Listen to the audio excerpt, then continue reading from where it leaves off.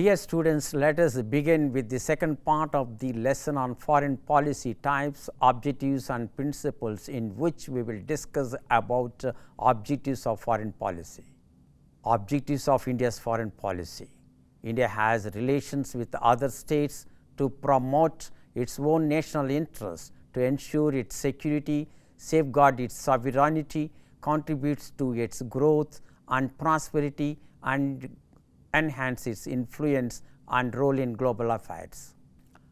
A country's foreign policy should also be able to serve the broader purpose of promoting peace, disarmament and development, and establishing a stable global order. According to Appadurai and M.S. Rajan, there are three fundamental objectives of India's foreign policy, such as the preservation of India's territorial integrity and independence of foreign policy, promoting international peace and security, and economic development of India. Considering the arguments above, the objectives of Indian foreign policy can be listed out as following. Promote and protect national interests. The first and foremost objective of foreign policy is the preservation of national interest, which can be what a nation aspires to achieve in the international environment for its own well-being.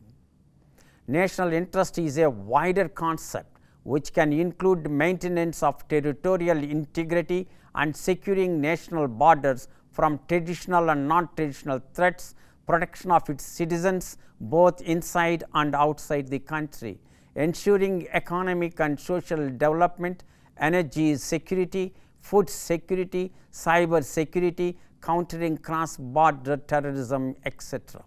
Another objective could be safeguard sovereignty. Apart from the protection of its territory from external aggression, sovereignty also includes the independence of policy and decision making. It is important for India to ensure that it is able to express its opinion on global forums without external influences. This is the reason why India opted for non-alignment policy during the Cold War.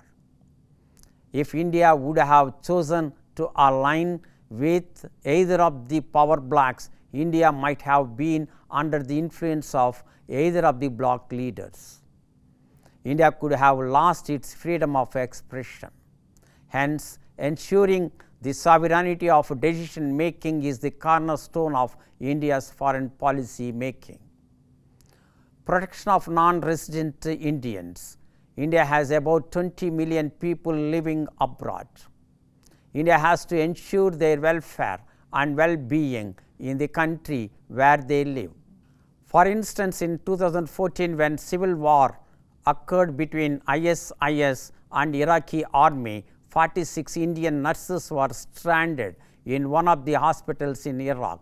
They were rescued after a long effort from the Indian External Affairs Ministry. Promote international peace and disarmament is another objective of India's foreign policy, to encourage world peace and peaceful settlement of disputes along with arms reduction.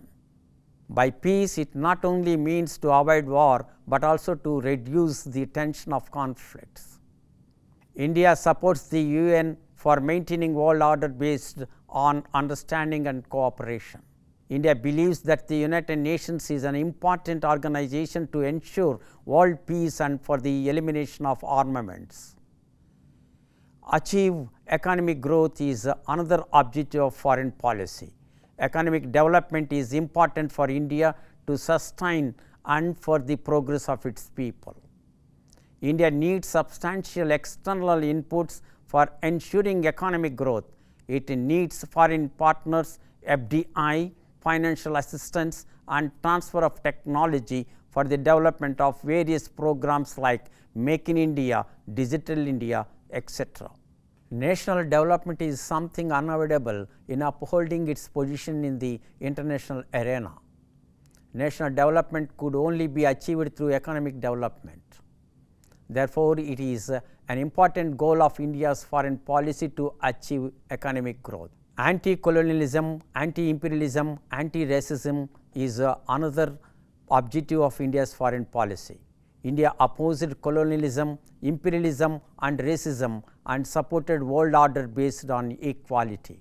For instance, India has raised its voice against the apartheid policy of white minority racist regime of South Africa and also influenced in imposing sanctions against them.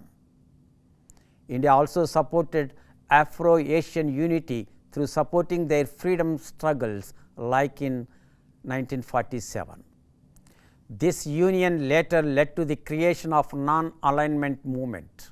Protection of sea lanes. India is a maritime nation which is strategically positioned in the center of the Indian Ocean, a crossroad of global trade. India depends upon the Indian Ocean for its natural resources such as fish, minerals and oil and gas deposits.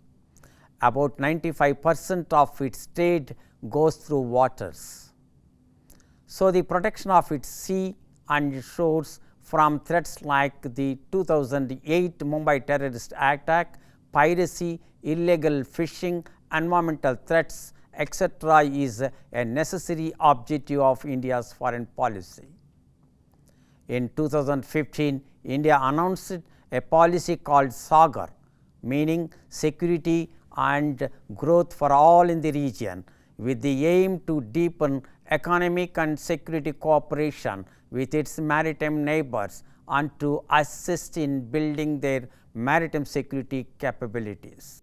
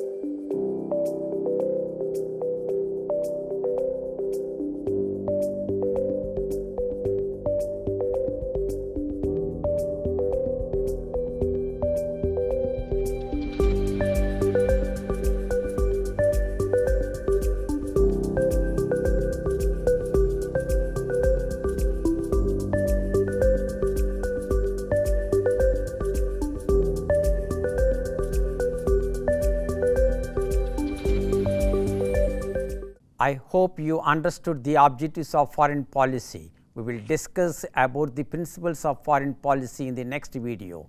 Thank you.